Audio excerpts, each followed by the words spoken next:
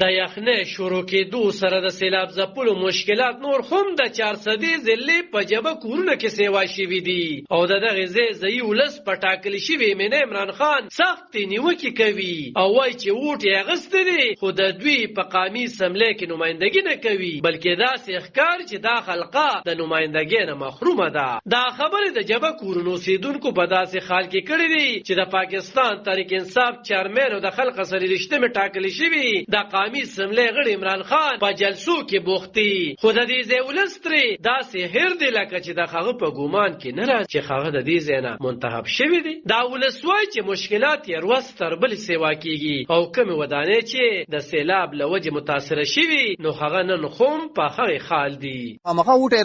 دلې درکړی دی د سره یې خاق دی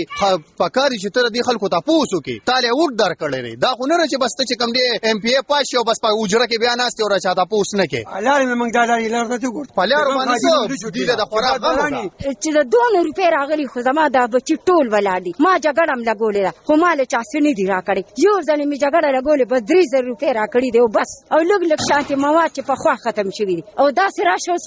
کور مې وګوره دا عمران خان صاحب روړو پی ټی آی ولا روړو بس اوس پته خو ماته نه لګي زوی خو دنیا راوړل لارې وسرخو کې خو بس داسې چا ماته زما زوی ماته د پیسو نه ضرورت ځکه دی خو زما ټول دغه اسبابونه چې دي د زوی مې نوې واده کړی هغه ټول فرنیچر لاړو غرق شو دا ضرورت شو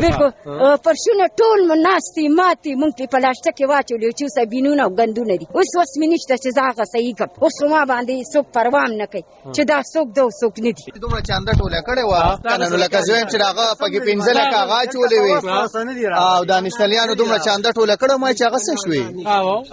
شاه صاحب مدرسې ته خو د دنیا ټرکونه راغلي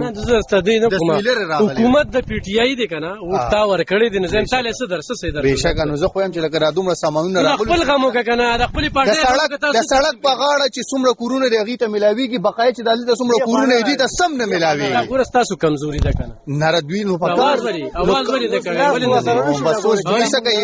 ګیله به د چا نه کوي هغې پې زورور ګیله به د چا نه کوي دلته کې د ډي سي چې کوم دي دا